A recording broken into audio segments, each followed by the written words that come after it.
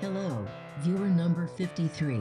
The program you're about to see is an exercise of imagination. Whenever possible, look beyond the imaginable. You're watching Perception Culture.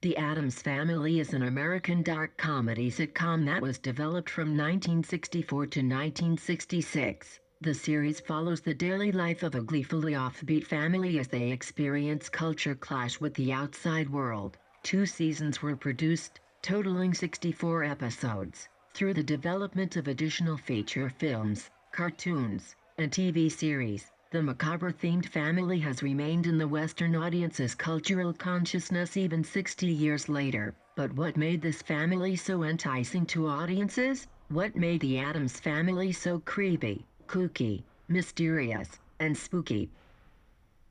The characters we know today as the Addams Family first came into being from the imagination of Charles Addams, in his cartoons that were published in The New Yorker. Appearing in printed form as early as 1938, the unnamed characters captured the attention of readers thanks to the subversive humor of the author. The unusual style and wit seen in the Addams cartoons can be traced back to Addams's childhood, when he was said to enjoy spending time in cemeteries, looking at tombstones and imagining stories to match the names and dates carved into the stone. Later, he showed an interest in medieval weaponry, worked for True Detective magazine as a retouch artist, and was eventually hired as a cartoonist for The New Yorker. The wonderful thing about all of these cartoons is the nonchalance. That's probably where his real genius lies. There's that subtlety and that sort of ease and that sense of something where you suddenly go, oh my God. Early on, the characters in his cartoons weren't related at all. Instead, they were a set of characters referred to in publishing as Addams's family of ghouls. Over time it became clear that they were indeed a family consisting of a couple with 2 children and their extended relatives. We like it. It's so nice and airy. A sitcom, or situational comedy, is a genre that features a recurring cast of characters who are put in episodic circumstances that usually elicit a comedic response. Though the term originated from radio in the 1920s, it was American television in the 1950s that defined what modern audiences understand a sitcom to be. And if there's one thing U.S. broadcasters at this time loved, it's the traditional family consists of a man, his wife, and their children. They share their lives together, forming a strict, intimate living unit, typical in many societies. Some synopses of popular sitcoms from this time include: Just that nothing new ever happens. Why, I can tell everything Ricky's gonna say and do before he does it. I Love Lucy. The wife of a band leader constantly tries to become a star, in spite of her having no talent, and gets herself into the funniest predicaments. Oh, breakfast in bed. What did I do to deserve this? You married me. I Married Joan. The adventures of the scatterbrain wife of a respected city judge. What are you doing to my workers? I'm not doing anything, and neither are they. Look at them. I hope they don't get nervous breakdowns from overwork. Father Knows Best. The popular radio show comes to life in this hit sitcom about a wise family man, his common-sense wife, and their children. Hey, June.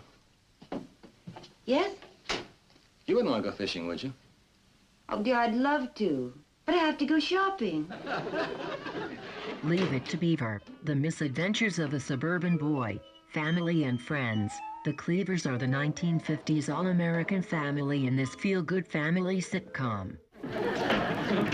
How did that go? Women are like Broncos. They like to be broken.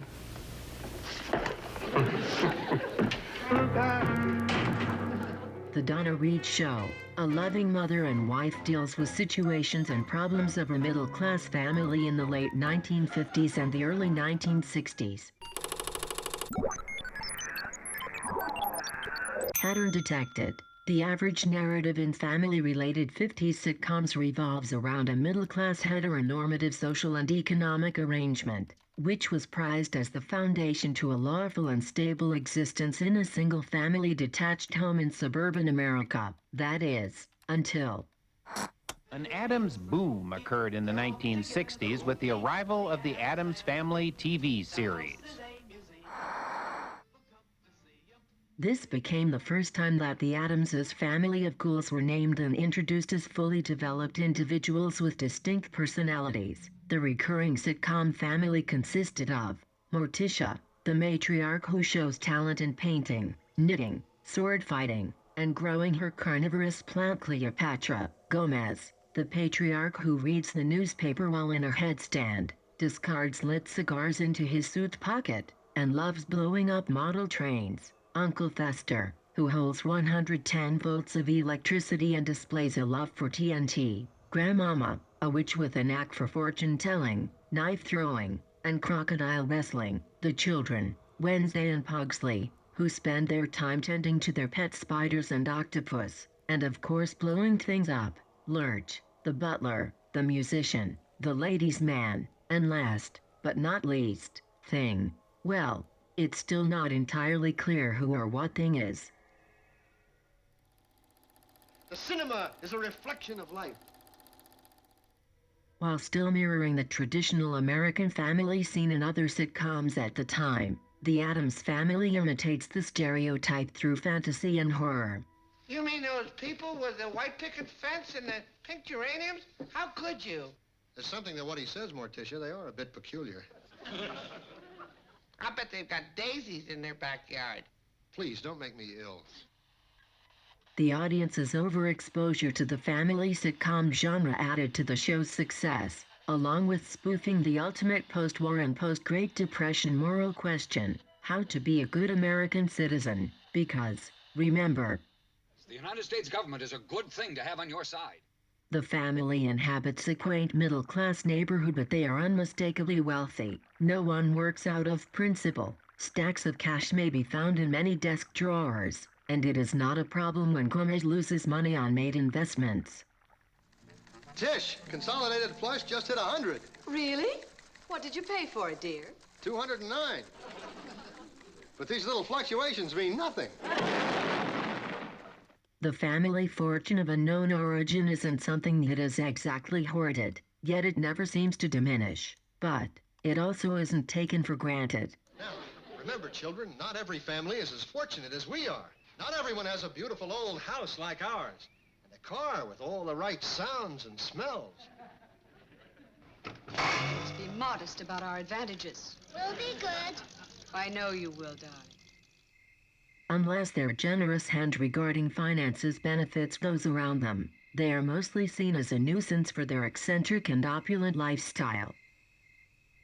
Much like other sitcoms at the time, minorities are hardly shown and other cultures are mostly reduced to stereotypes. However, what set the Addams Family apart at the time was the implication that they have many relatives, friends, and acquaintances outside of suburban America and frequently welcome unknown strange guests into their home, regardless of whether they seem peculiar to the family. Is your family home? They're always at home. Since no one in the family has a job, they spend almost all of their leisurely time at home. When staying at home becomes too routine, they take family outings, which perhaps happens too frequently and makes them almost too well-traveled. It's a problem. We've been most everywhere. We've never been to the moon. That's true, we haven't. It would be beguiling. Thanks to their travels, their house is a museum and displays many items from different cultures. While the ethics of collecting these foreign treasures remains questionable, the family does seem to hold these items in high regard, at least most of the time. Fire! And unlike others around them, they are always able to find value in everything. A genuine Picasso. Yes, a genuine Sam Picasso, worth about 40 cents. This man is a bum. Been trading on the Picasso name for 20 years. Nonsense. If this isn't Pablo Picasso, then we've discovered a great new talent.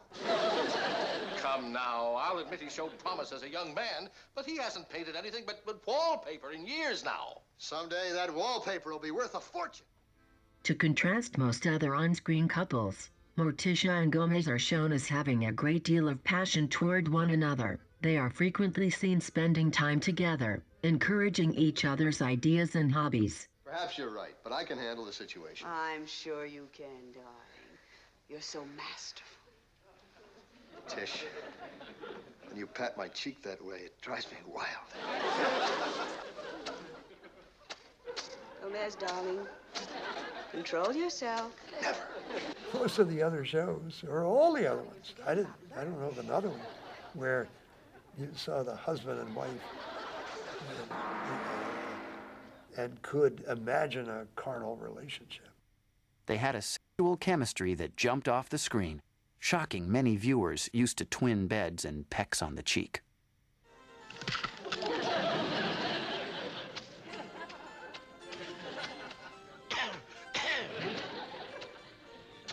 I hate to disturb you, but you've got company. Darling, we have company. Oh, we'll have to finish this later, Carita. Unlike the idealized nuclear family of the 1950s, the Addams Family showed another way of living happily. Morticia's Uncle Fester and Gomez's mother are also included in the household and play a key part in raising the children, as well as the crocodiles. They are all shown spending quality time together, basking in moonshine, playing games, handling weapons, or just by doing different parallel activities together in the living room. Overall, the family keeps a welcoming environment for each other's quirks and interests. This portrays them as creepy and kooky to the white suburban neighborhoods of 50s television, where everyone's role was more defined and everything out of the norm was to be corrected by the end of the episode. An article from 1965 writes, In creating the part of Morticia, Miss Jones had several discussions with the producer and directors and convinced them she should not react in a typical way to everything said or done by the others, but rather glide imperiously around the household, oblivious to what might seem like oddities to outside observers. I believe that the real charm of the Addams Family lies in the strength and the love of the family, the family unit. They, as weird and crazy and macabre as they were, really supported each other as a family. I can't stand these weird things. I'm going to sit in my treehouse and watch the lightning.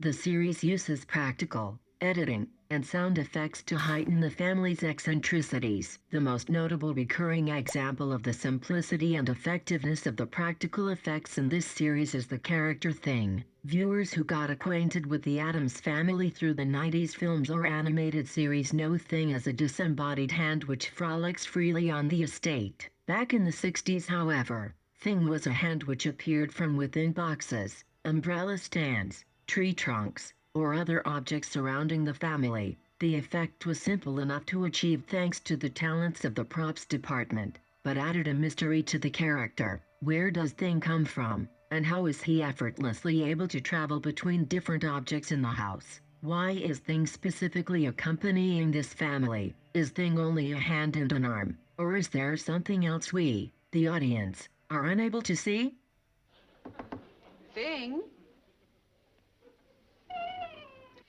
Thing, thing, thing.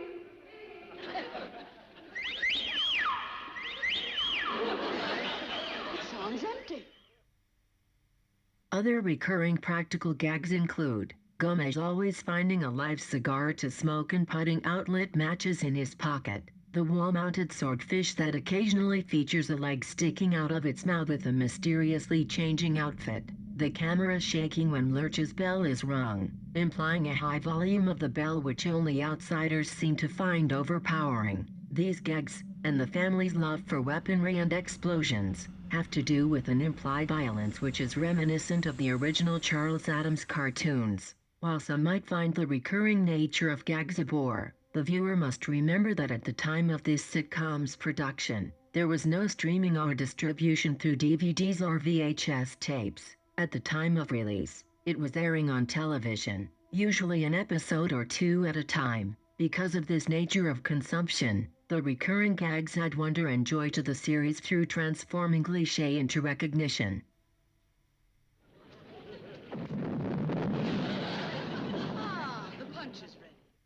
Sound plays an important part in the comedy of the show and in creating an aura of mystery around the family for the simple reason that it just doesn't always make sense. The reactions, or other non-reactions of the family, compared to the panicked faces of those surrounding them, imply that the Addams are tuned into something that outsiders simply do not fathom, and the viewer is invited in on the joke. Combined with writing, the sound effects either further develop the comedic logic of a moment.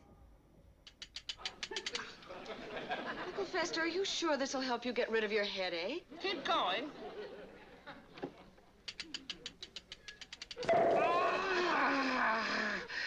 That's it. Good. Or create more questions than answers. Here we are. Swallow this pill, you'll be a new man. I'd rather stick with the old one. You take it. Oh, thank you.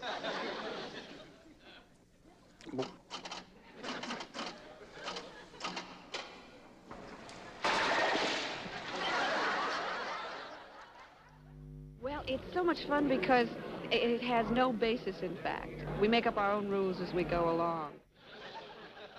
I do hope Lurch doesn't find out what you're doing down here. You will work quietly, won't you? Oh, don't worry, Morticia. I soundproofed the saw. See? No teeth. Oh, but will it work? Sure. Watch.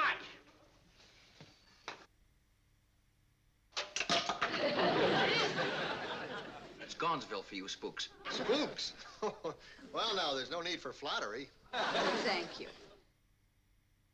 Deviating from the norm in a societal setting, which mistakes adherence to established tradition for a stable and fulfilling existence for all, is more often than not a tumultuous undertaking.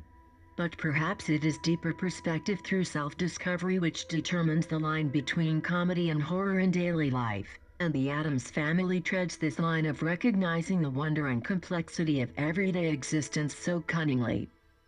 The show is really about the joy of life, and it's about family, love, and sometimes passion. It's about really good stuff. It has this mask on of horror, but it's not. One thing the show says is that it doesn't matter what you're like outside. It's inside that counts. That's why people who are sometimes disowned by society like the show so much. Because real values are there underneath. There was an affirmation of life. People really love it. And people have very positive feelings about it. So now, the most important question remains. How will you welcome the unknown?